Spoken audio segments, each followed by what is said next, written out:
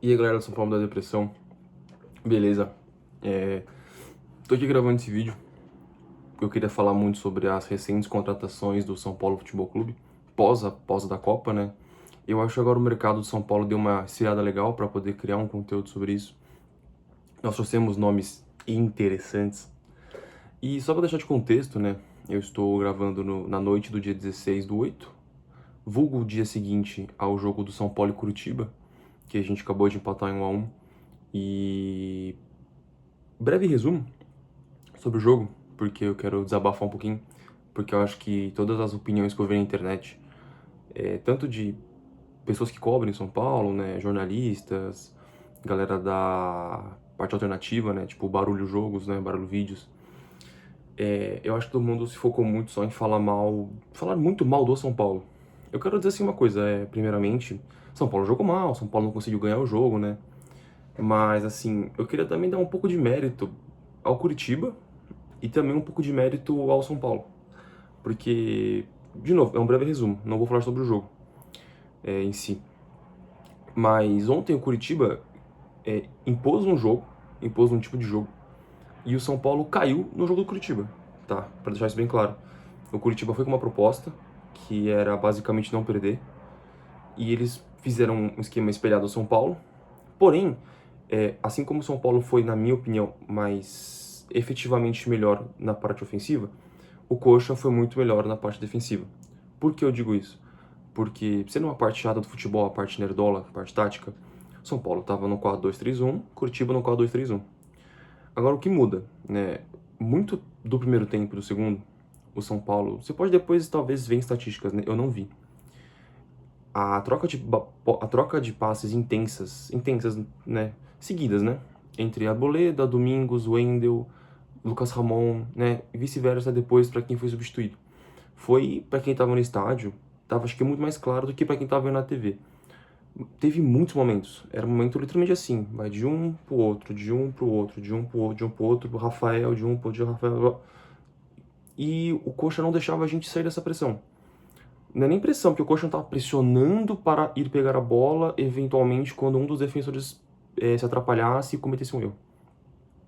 O Coxa simplesmente ele pegou os meio-campistas deles, os meio-campistas, né, do Curitiba, para marcar efetivamente os três meio-campistas do São Paulo. Como o Marcos Antônio estava um pouco mais avançado, o Marcos Antônio não saiu tanto para receber a bola lá atrás. Como não é uma característica do Pablo Maia se movimentar para receber essa bola, eu acho que já até foi essa característica, né? Mas hoje não é mais do Pablo Maia. Acaba que sobrou pro Newton tentar recuperar a bola, pegar a bola lá atrás com os zagueiros e laterais, para tentar criar jogo. Só que o Newton fez isso pouquíssimas vezes, até porque, de novo, o Curitiba tava com 3 caras lá na frente marcando. Eram os atacantes do Curitiba marcando em cima, mais os meio-campistas do Curitiba. Então eles fizeram um quadrado, encaixotou os 3 meio-campistas do São Paulo, forçando o São Paulo a jogar assim pelas pontas, muito pela ponta esquerda, do horroroso Vitor Sá. O Wendel também tava... Eu acho que o Wendel, ele jogou mal porque ele tava perdido. Porque o Wendel não tinha muito com quem sair jogando e tentar fazer alguma coisa. Então, assim, ficou pum, pum, pum, pum, pum. E o São Paulo forçando jogar na lateral. Jogar na ponta, esticar a bola, cruzamento, lançamento. E então, assim, eu acho o mérito do Curitiba, porque o Curitiba conseguiu fazer uma caixa e prendeu o meio campo do São Paulo. Então o São Paulo foi obrigado a jogar de um jeito. Isso no primeiro tempo.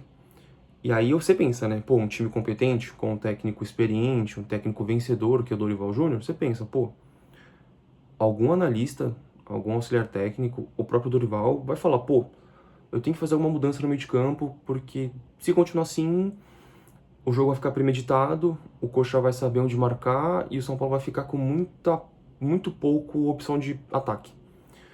E não mudou nada. Então, o São Paulo teve um gol achado no gol achadinho, no final do primeiro tempo, com um passe para trás do Vitor Sá, que o Pablo Maia fez o famoso vai daqui mesmo, era piada, e acaba que ele achou um gol. Volta pro segundo tempo, o Coxa faz essa mesma marcação, só que com pressão muito alta. São os famosos 15 minutos de pressão, são os famosos 15 minutos de pressão alta de um time que perdeu no primeiro tempo, que tava perdendo no primeiro tempo. Em vez do São Paulo, sabe, se organizar ali, né, tal, não sei o que, papapá, time confiante, São Paulo Futebol Clube, não. São Paulo fez cagada, Rafael se atrapalhou, né, saiu gol de empate. Aí depois que saiu gol de empate, virou o mesmo contexto do primeiro tempo. Aí depois o Dorival fez algumas alterações pontuais, nada assim, tipo, de, nossa, vou mudar o jogo. Tudo marcação, do tipo, tirou um pro outro. Então o São Paulo ficou encaixotado, o Curitiba acertou a marcação, o lado direito do São Paulo não funcionou o jogo inteiro. Isso eu não vou saber explicar porque eu realmente não analisei, né? Mas, de fato, o Curitiba encaixotou São Paulo ficou forçando bola na esquerda para o Vitor Sá, depois, posteriormente, para o Ferreirinha. Não funcionou. Pablo Maia errou bastante ontem, eu adoro Pablo Maia, para deixar bem claro. O Newton sai nos 15 minutos do segundo tempo, devia ter ficado cansado pra caramba, porque o Newton correu bastante.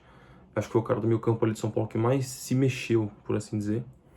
O Luciano também foi inútil naquele lado direito, o Arthur não conseguiu fazer nada.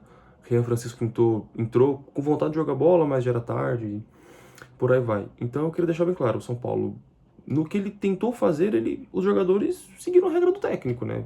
Treinou e tentou fazer o que tava para fazer. E foi o time que mais criou. Mas o Curitiba, por outro lado, foi o time que mais acertou a marcação. E é isso, é minha opinião sobre o jogo, tá? Eu tô tomando um chá num negocinho do Memphis Depay que um amigo meu trouxe pra mim da Holanda. Um abraço pro Mijo. E também eu tô fazendo esse vídeo só porque eu queria voltar a fazer vídeo e porque o irmão do Tadeu, que tá lá no Canadá, queria conteúdo sobre futebol de algum amigo dele aqui do Brasil. Então, um abraço pro Estica. E, de novo, eu queria fazer esse vídeo para falar das contratações. Eu vou abrir falando um pouquinho de quem saiu também, acho importante. Vou começar agora a gravação aqui no OBS. Aí, pronto. Não, só vou começar a gravação no OBS quando for falar das contratações. Vamos lá, né? As saídas confirmadas pelo São Paulo Futebol Clube. Nós tivemos o Alan Franco, né, que foi a maior surpresa, eu acho, desse mercado da bola aí. O Alan Franco saiu no começo da janela, né? Ele pediu pra sair. Eu acho que ele... É aquilo, né? São Paulo não é atrativo mais pra ninguém, então... O cara tava sem receber, devia estar de saco cheio, cobrança.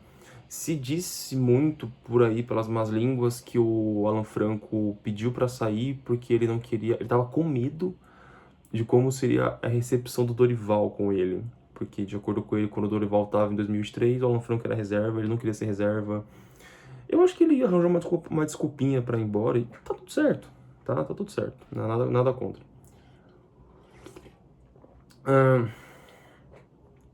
O zagueiro argentino partiu para o Tigres do México em formato de empréstimo de 1 ano. Caso queira contar com o jogador de forma definitiva, após o término do contrato, o clube mexicano precisará reembolsar cerca de US$ 1,5 milhão. Hoje, na cotação atual, são 7,6 milhões de reais. Além de pagar agora de imediato para o São Paulo US$ 500 mil, né? Vulgo 2,5 milhões de reais. Foi a primeira saída, né? E tanto que a gente já repôs com o Domingos Duarte, em tese, né? Em tese não, porque em tese era pra ter o Alan Franco e o Domingos Duarte, né? Então, não sei. A gente teve a saída do Negrutti. O Negrutti foi emprestado agora pro América Mineiro. Sempre confundo América Mineiro com Atlético Mineiro. Não, foi pro Atlético Mineiro. Mano, que desgraça. Por que os times de Minas Gerais não podem ter um nome sem ter a porra do Minas Gerais do lado? Tudo parecido, tudo com A. O São Paulo acertou o empréstimo do volante Negrutti, de 22 anos. Ele é mais novo que eu. Para o Atlético de Minas Gerais até o fim de 2026, mas sem a opção de compra. Formado em Cotia, o meio-campista disputou 13 jogos e conquistou os títulos da Copa do Brasil e Supercopa. O jogador possui contrato com o Tricolor até 31 de dezembro de 2029. O Negrutti estava sem espaço. A verdade é que eu acho que só o Crespo usou ele um pouco quando o Crespo estava em 21, ou foi o Rogério, assim, tipo, pouquíssimos técnicos usaram o Negrutti. E eu não acho que porque o Negrutti é ruim jogador, é mau jogador. Eu acho o Negrutti bom jogador, porém eu acho que ele joga numa posição do campo pro São Paulo hoje. Acho que qualquer clube no Brasil, é difícil você ter clube no Brasil que nessa posição específica potencializa seus jogadores de base. E eu acho que talvez esse tenha sido o problema do Negrutti. É uma posição ali no meio de campo que tem sempre gente chegando, gente saindo. E como ele talvez não seja o porte indicado, o poste que os técnicos mais gostem, né? Então, ficou feio pro menino Negruti. Teve a saída do Yang também agora. De novo, até o empresário dele reclamou. Como é que você não dá opção pro Yang jogar, né? Tendo o Jandrei, depois tem Coronel. Enfim, teve Felipe Alves, essa sequência enorme de goleiros horrorosos do São Paulo. E a gente deu pouquíssimas chances pro Yang, acho que era Renan Couto também, o nome do outro goleiro. Enfim, o Yang chegou pro São Paulo em 2017, nas categorias de base. Teve pouquíssimo espaço no time titular. Ele jogou apenas 3 partidas no time profissional em 2025. O contrato acabaria agora no final do ano. E o São Paulo já liberou ele para Portugal. Ele foi jogar em Portugal, né? Goleiro brasileiro sem espaço, ou vai para a Série B, ou vai para Portugal, né? O caso do Hugo Neneca foi isso, né? O Neneca tava mal no Flamengo, foi para Portugal, pegou a experiência e ia pro Corinthians, né? O Yang vai ser liberado agora pro Portimonense, onde o São Paulo irá manter 20% dos direitos do jogador. É uma boa negociação, né? Tendo em vista que o Yang vai para Portugal. Vamos supor que ele vá bem jogando no Portimonense. E acabe tendo uma venda de 2 milhões de reais, São Paulo, de 2 milhões de euros. São Paulo tem uma porcentagem legal. Teve a saída do Moreira. Moreira, pra mim, acho que foi a negociação que eu mais fiquei meio borocochô. Que eu gosto do Moreira, né? Só que o Moreira, a gente achava que ele era de vidro porque o DM de São Paulo era ruim. Mas agora a gente tem a certeza que não, porque o Moreira também ficou quebrado no Porto. Mas o Moreira, tecnicamente falando, é um absurdo. Eu acho que se o Moreira tivesse tido sequência boa, sem lesão, era pra hoje o Moreira estar sendo titular absoluto de São Paulo. Ou não, talvez já ter sido vendido, provavelmente. Mas o Moreira, eu lembro que quando o Moreira veio, começou 24 sendo titular, né? Em vários jogos, né? Ele, assim, tipo, os caras chamam ele de Cicinho 2. E era bizarro, que tava jogando muita bola. Foi uma negociação sem custos pro Al Nassr, porque ele tava em fim de contrato já. E o São Paulo manteve 50% dos direitos dele. E, se não me falha a memória, eu acho que não é o Al Nassr do Cristiano Ronaldo, é outro Al Nassr. Deixa eu dar uma breve pesquisada. Moreira, lateral. Moreira. Ainda consta aqui que ele está no São Paulo, no Transfer Market. Ah, não, eu falei, ó, não é o Al Nassr do Cristiano Ronaldo, é outro Al Nassr. É o Al Nassr SC, não sei que bodega de Al Nassr é esse. Enfim, o Moreira foi garantir o feijão com arroz dele, né? Jogador jovem, com grande potencial técnico, porém péssima sequência de jogos por conta de lesão, então ele tem que garantir o pão dele, né? O próximo também foi um que me doeu, que foi o Tapia, né? Porque, assim, o Tapia não veio agradando o Dorival Júnior, aí ele tava preferindo colocar o André Silva, pasmem, alguém prefere pôr o André Silva em campo.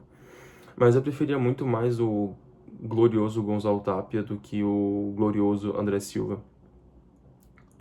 Mas acho que deve ter pipipi lá dentro e devem mandar o Dorival pôr o André Silva no lugar do Tapia. E agora, aparentemente, nem o Dorival Júnior aguenta mais o André Silva, porque ele não foi relacionado pro jogo de ontem por questões não físicas, mas sim... Como é que é o termo? O Dorival não escalou o André Silva pro banco ontem porque o André Silva é muito ruim, é literalmente isso. Questões técnicas, acho que ele falou, né, enfim. O Tapia foi emprestado agora pro Columbus Crew dos Estados Unidos até 30 de setembro de 2027, é um ano, basicamente, de empréstimo. O acordo prevê a compra fixada em $1,5 milhão de dólares, cerca de 7,7 milhões de reais no momento, com o clube norte-americano assumindo integralmente os salários do atleta. Feijão com arroz, emprestamos o Tapia, talvez a gente receba uma bufunfa no final. Vamos ver, né, se vão querer manter o Tapia. Eu preferia que o Tapia voltasse, porque o Tapia estava envolvido numa das piores negociações de todos os tempos do futebol, né? Que é Galo, que foi uma contratação de São Paulo, nunca jogou o esperado. Depois a gente bate um rolo com o River, Enzo Dias e Tapia, e acaba que o Enzo agora tá afastado, o Enzo pediu para ser negociado, que o Enzo tá puto pra caramba com o São Paulo, porque ele não recebe a não sei quantos milhões de anos. Isso só mostra como o São Paulo é ridículo. E ainda tem as prováveis saídas do São Paulo, né? Tem o Mike que tá afastado, o Cedric que tá afastado, o Luan tá afastado e o Matheus Belém tá afastado. Esses 4 que eu falei, até o momento não tivemos proposta. Tentamos oferecer para vários clubes, nada. O mais provável é que o Mike seja emprestado. O Matheus Belin, se não falha a memória, ele tá em final de contrato. O Luan também. E o Cedric tem contrato até 2028. Então, não sei. O que vai ser do Cedric? Provavelmente vai tentar rescisão. E, cara, o vídeo já tá com 15 minutos. Eu não sei se eu... Putz, é que eu peguei muito... Tem muito dado e muito número pra falar dos caras que acabaram de chegar. Então acho que eu vou completar um pouquinho falando do jogo de ontem. E... Cara, ontem eu peguei um bode absurdo do Vitor Sá. Eu juro por Deus. Eu acho que o Vitor Sá é uma das contratações mais ridículas que o São Paulo fez. Eu vou aqui falar levemente dele, aproveitando. Acho que vai ser o único que eu vou falar desses que chegaram agora, que eu preciso falar mal desse cara. Por mais que ele tenha feito uma assistência ontem, eu acho que é uma assistência que o Ferreirinha teria feito. Tá? E o Ferreirinha já tava lá. E o Ferreirinha é um jogador de ponta. Pô, não é possível que não tenha outro ponta burro lá em Cotia pra você puxar pra sua reserva do Ferreirinha. Enfim. Aqui, ó, o glorioso Victor Sá. Vitor Sá, nome completo, João Vitor Sá, João Vitor Santos Sá, nascimento dia 27/3/1994, ele tem 32 anos, posição atacante, ponta esquerda, ele é ambidestro. Posição principal, ponta esquerda, posições secundárias, ponta direita e segundo atacante. Ontem ele atuou de fato como ponta esquerda, que é a função dele de origem. Cara, que cara... Eu não vou dizer preguiçoso, porque, de novo, o São Paulo ontem foi forçado pelo Curitiba a jogar sempre nas mesmas posições. Jogar no mesmo lado do campo. E o Vitor Sá, em vez de... Sabe quando, assim, você tá jogando FIFA, né? E você toca a bola pro seu lateral. Você já seta, né, o seu time no FIFA pra o seu ponta tá presente na ponta esquerda e receber bola. Ir pra corredor, correr pra linha de fundo. Pra você ter alguém pra você tocar no corredor. Ou aproximação de volante, né? Triangulação. Cara, futebol, tá? Sempre que o Wendel... Aí por que eu falo, eu não consigo também pôr tanta culpa no Wendel. O Wendel recebia a bola na lateral esquerda. Cadê o Vitor Sá? Cadê o Vitor Sá? O Vitor Sá tava em outro lugar, tava viajando. Ele nunca chegava para receber a bola. Ou ele tava na PQP esperando um lançamento do Wendel, que nunca acontecia. Ou ele tava, sei lá, tipo... Ele jogava às vezes meio atrás do Caleri, pra ele ser um segundo atacante sem a bola atrás do Caleri. Só que em tese o segundo atacante ele tem que receber a bola mais no meio. Como o São Paulo não trabalhava a bola no meio, o Vitor Sá ficava, tipo, quando o Wendel recebia a bola, o Vitor Sá tava já, ele tava longe. Então, até o Vitor Sá chegar no corredor pra tentar se apresentar pro Wendel, já tinha chegado o marcador do Curitiba. Aí o Vitor Sá era sempre muito forçado a já correr pra linha de fundo, pra receber o lançamento. Então, assim, de novo, jogadas premeditadas. Qualquer outro técnico, auxiliar... Cara, não é possível que ninguém da comissão falou pro Dorival, tem que mudar isso. Tem que fazer assim. Pô, vamos tentar fazer isso? Não, cara, isso não me entra na cabeça. Enfim. O seu último time foi o Krasnodar. Ele não renovou o contrato, né, por veio de graça. Pelo Krasnodar foram 73 jogos em 3 temporadas, com 10 gols, 8 assistências e 6 cartões amarelos. Na última temporada foram 5 gols, 30...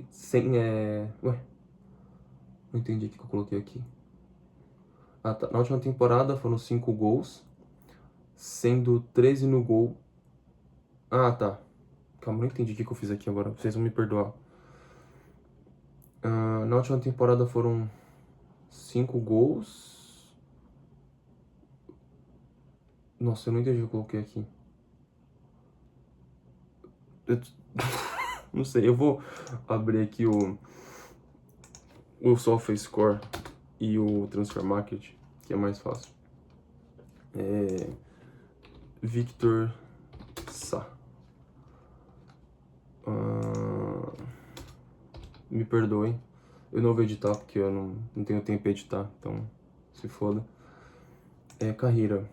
Achei. Cadê? Vitor Sá. Beleza. Na última temporada pelo Krasnodar, que foi a temporada 25-26, ele disputou 30 jogos. É um número aceitável, né? Dá pra se dizer. Não, desculpa, 31 jogos. Mano, calma, que eu não entendi. Eu sempre confundo que tem negócio de 25, 26 me mata quando eu tô vendo... Cadê aqui? Se não for memória, o campeonato russo, ele também é igual ao europeu. 25, 26. Todos os clubes. Krasnodar. Então, ele chegou a jogar em 2026. Ele jogou na temporada 25, 26, 31 jogos. Foram 5 gols, 1 assistência e um cartão amarelo. Se você parar pra pensar, pô, são números excelentes, né? Tipo, pô, 30 jogos, tal, não sei o quê. E a maioria dos jogos como titular. No campeonato russo foram 22 jogos, 22 sendo os 11 iniciais, né, sendo titular. Na Taça da Rússia, ele disputou... Ele só teve um jogo como titular, é isso mesmo? Sendo suplente utilizado, ele só teve um jogo como titular na Taça da Rússia. Na Supercopa da Rússia também só um jogo. Então, assim, você pensa, pô, ele jogou bastante. Só que ele se machucou bastante. Ele praticamente perdeu a reta final inteira do Russão, vamos dizer assim. Ele perdeu a reta final inteira do Russão por lesão. Também uma lesão na anca. Não sei o que é lesão na anca. Pegando aqui o histórico... Eu falo histórico escolar. Histórico de lesão. Então, nosso meninão, ele ficou 62 dias fora por lesão, perdendo 10 jogos. Cara, é muito jogo. É muito jogo. Então, assim, a gente pode ver que talvez essa preguiça dele, essa falta de disposição em campo, seja por lesão. Não tenho certeza, porém... A verdade ele tem números excelentes, assim, né? Sendo um ponta esquerdo, somando na última temporada 5 gols em 30 jogos. Tá bom, vai. E uma assistência. Pelo que a gente pode pagar, em tese tá bom esse número, né? Mas ele se machucou muito. E se não me falha a memória, teve uma temporada que ele mal jogou também, eu tinha visto na análise. Cara, eu nem entendi o que eu coloquei aqui. Enfim, a melhor temporada dele de fato foi a última, mesmo com uma lesão que ele perdeu 10 jogos. Eu peguei um bode desse cara. Agora, analisando aqui também um pouco de números dele, um legal pra ver número e porcentagem só fez score. Na última temporada que ele teve 30 jogos, ele teve 396 passes certos, com uma precisão de 77%. Bolas longas, 12, e uma porcentagem de acertos de 46%. Eu, sinceramente, eu não sei se isso é muito ou é pouco para um cara da posição dele. No jogo, na parte defensiva, ele não tá muito amarelo, não tá muito vermelho. Mas ele é um cara que ele desarma muito. Eu acho interessante esse número. Ele tem 27 desarmes na última temporada, em 30 jogos. Eu considero um número alto. São 12 interceptações, então assim, eu acho que pra galera de scout, né, deve ser legal ver, porque ele é um cara que tem dados interessantes para o atacante moderno, que é pressionar a bola, desarmar, interceptação. Mas, cara, que cara ruim de bola. Assim, na parte futebolística mesmo, esse cara é muito ruim. Não tem mais nada pra acrescentar dele, não. Figura aí, né? Ele teve 36 chutes no gol, é isso? Ele finaliza muito pouco. Em 30 jogos ele teve 36 finalizações, sendo 13 no gol. Eu acho que é muito pouco. Mas, de novo, é o que a gente pode pagar. Peguei um bot desse cara, eu acho que eu não vi ele correndo eu acho que eu não vi ele dando um tiro ontem, tá? Então, assim, por enquanto é só, eu vou falar dele, tá? O vídeo tá ficando longo. Eu vou ver se eu consigo gravar amanhã, falando das outras contratações, de fato. E falando um pouco melhor do Vitor Sá, porque eu me atrapalhei. De novo, estou há muito tempo sem fazer vídeo. Me mudei, agora pretendo gravar melhor. Tô com a camisa da Argentina, do Depô. Queria comentar só. E é isso, rapaziada. Muito obrigado aí. Tamo junto e terça-feira, inclusive acabei de comprar o jogo pra terça-feira agora contra o Bolívar. Vamos ver que magnífico jogo que vai ser contra o Bolívar. Tamo junto, rapaziada. Boa noite.